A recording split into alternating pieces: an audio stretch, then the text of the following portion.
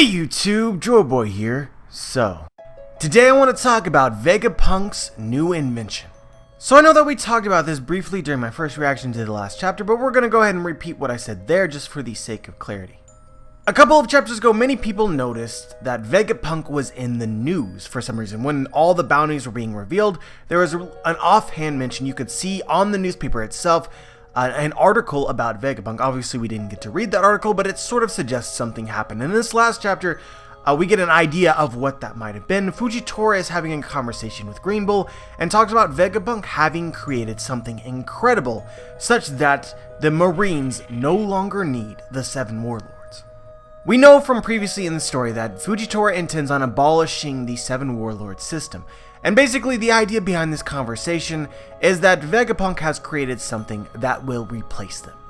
And so the question I think that we should be having right about now is, what exactly has Vegapunk created? And so I talked about this in my first reaction to the last chapter, and I suggested that it might be something along the lines of Elite or Captain Pacifista, and I want to expound upon that idea here.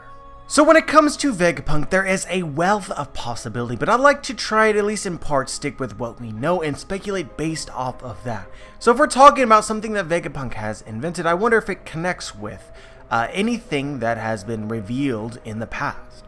And so here's what has been revealed in the story that Vegapunk has been associated with scientifically. He discovered various uses for Sea Stone. He was developing something in relation to climate control. He discovered the lineage factor, or DNA, alongside Judge Vinsmoke before he joined the Marines. He's created artificial life forms, including dragons. He has conducted research relating to giantification, as well as the creation of artificial devil fruits. As far as we are aware, both of these were essentially failures. But according to Oda, he is really the person who knows the most about devil fruits and will be the person within the story who reveals most of the untold information about them. And this includes information about how objects are allowed or able to eat devil fruit. And then lastly, of course, is the Pacifista and everything that went into creating them, as well as operating on the human Kuma and turning him into a cyborg. So is there anything really here that could make the Shichibukai obsolete? And I do think that there are a couple candidates, but some of which I just don't believe Vegapunk will discover within the story. And if they do, it will be bigger than what we have, the impression that we're getting so far. Something like artificial devil fruits. I think that Vegapunk probably has not perfected artificial devil fruits up to this point in time. I don't think that he has perfected giantification. Although, if that were to be the case, then perhaps the government wouldn't need Shichibukai.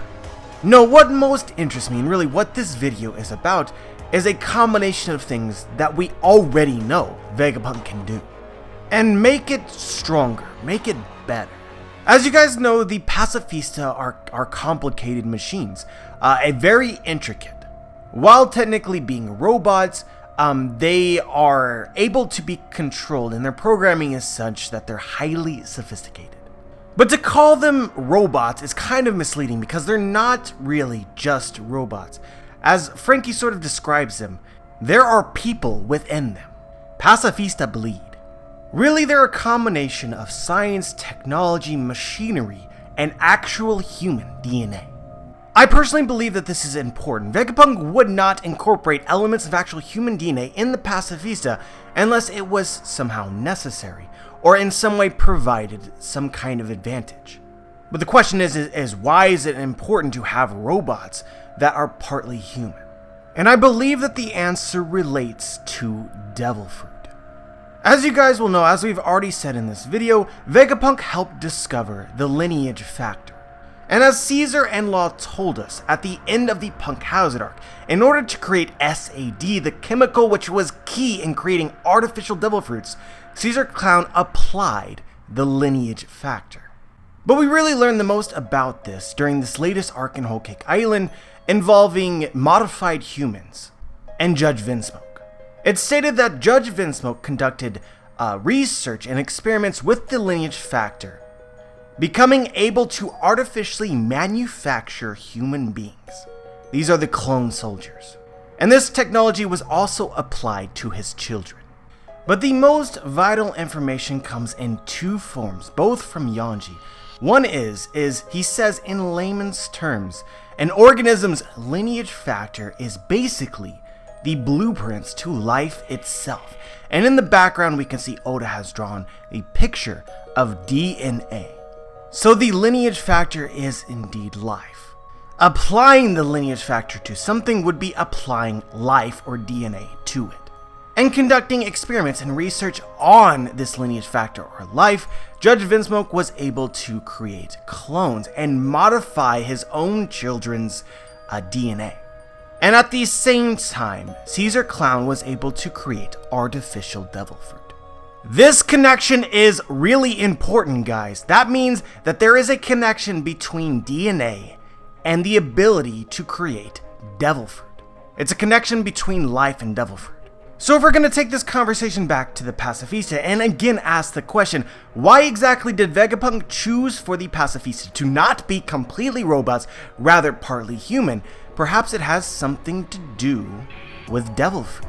Specifically, their abilities to fire lasers, which it stated happened because of Vegapunk's incorporation and experiments using Kizaru's laser. What I am suggesting here is that the Pacifistas would not be able to fire lasers unless they had human DNA. What I am simultaneously suggesting is that within every single Pacifista that we have seen up so far in the story, they have all contained at least a little bit of Admiral Kizaru's DNA, which has in some way or another reacted with or combined with his devil fruit. Now there's several ways of going about this, some more morbid than the others. You could on one hand speculate that the world government collects blood samples from, we're gonna call them donors, it could also be criminals, right? They take their blood and then put it within the Pacifista, and you only need an ounce of Kizaru's blood mixed in with them in order to sort of change the nature of all of it. It's possible.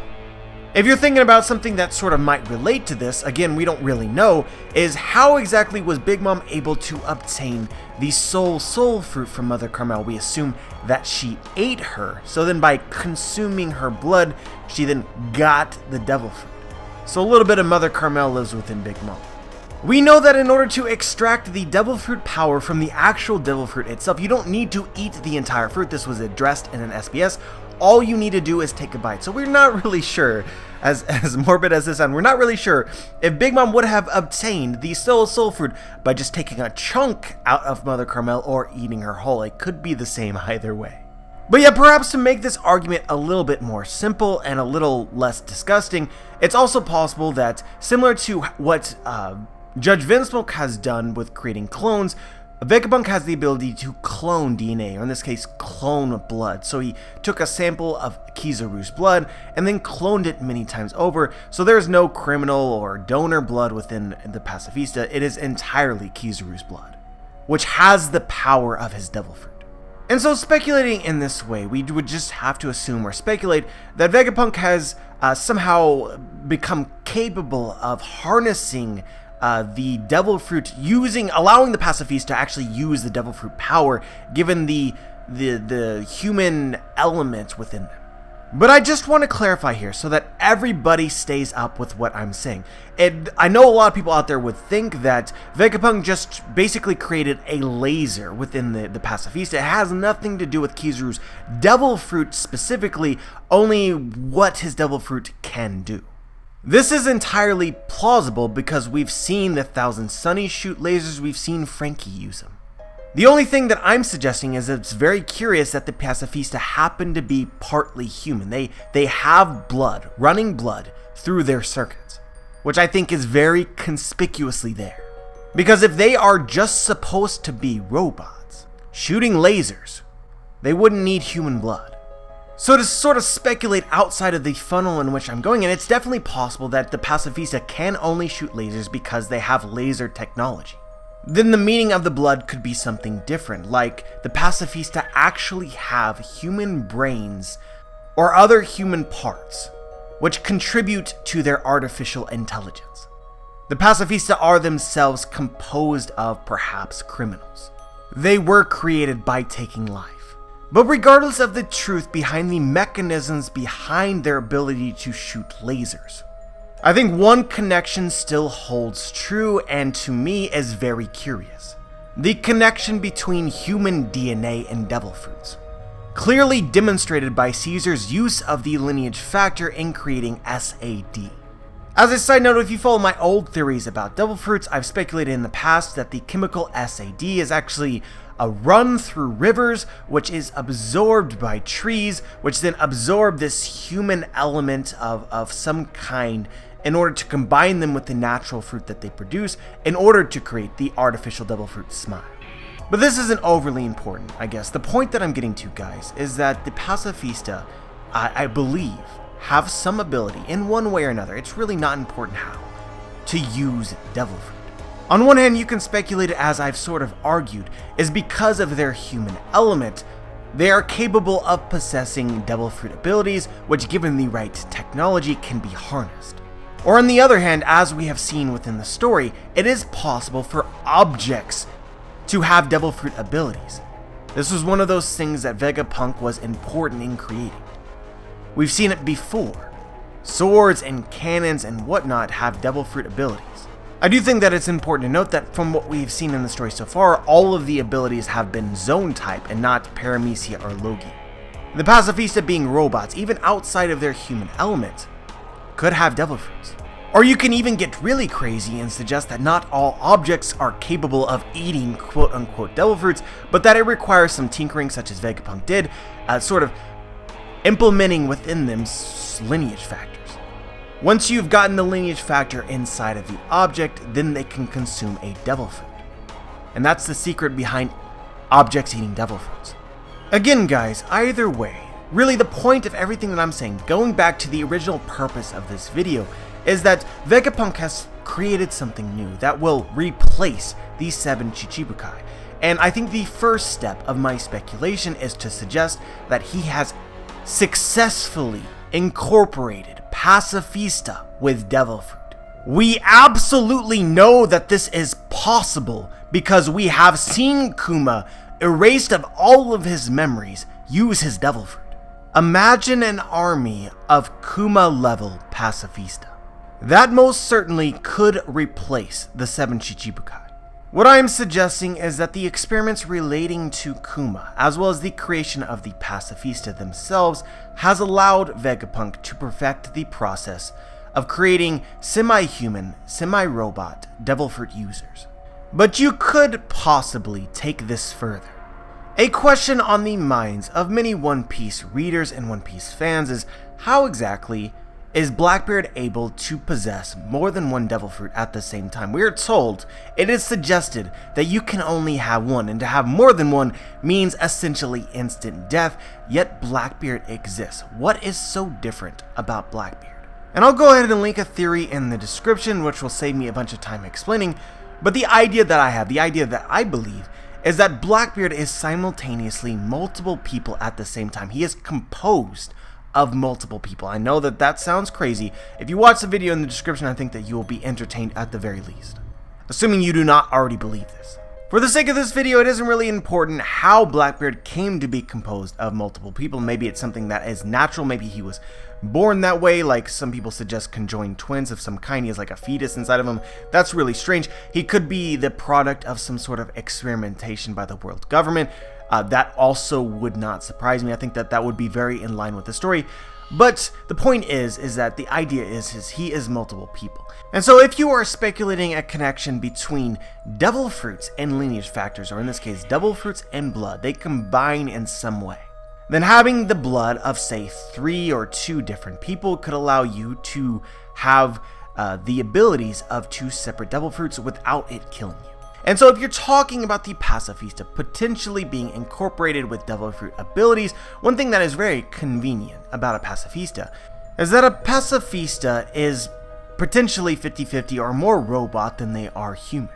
And as Vegapunk designed them, he can sort of control their circuitry. And they wouldn't have to worry about dying, as compared to surgery on, say, a living person. What I'm suggesting is it's possible that the Pacifistas in the future, or perhaps the Pacifistas now, can potentially contain multiple people's blood or lineage factor at the same time. so that just like Blackbeard, they are capable of not only using one devil fruit, but many. This is what I mean when I speculate elite or captain level Pacifista. And I think that the last question that some of you in the comments might bring up is, JB, yes, okay, maybe this is possible, but there's only so many devil fruit. How exactly would they be giving multiple devil fruit to Pacifista? And I think the answer has also been foreshadowed within the story. It's highly suggested that the world government has a monopoly on devil fruit. We see Spandam, who gave devil fruits to various members of CP9, talk about connections, very vaguely. What are these connections, and how do these connections happen upon devil fruits? In addition to this, we see in Boa Hancock's flashback how her and her sisters obtained devil fruits. They were given to them as sport by the celestial dragons. I think that in and of itself suggests that they have so many devil fruits, some of which they don't even know what they do, that they just hand them out for fun. I think this would be a much more productive use of them. If you don't know what a devil fruit does, you give it to a Pacifista, along with a couple other fruits, and see what happens. Vegapunk then, very similar to what he has already done with Kuma, will find a way, or already knows the way, to program the Pacifista to be able to activate and use the fruit, even without the ability to think on their own. So through various programming, Vegapunk would be able to optimize the connection between the Pacifista and the devil fruit, so that they use it when it is necessary and use it in ways that would actually be useful.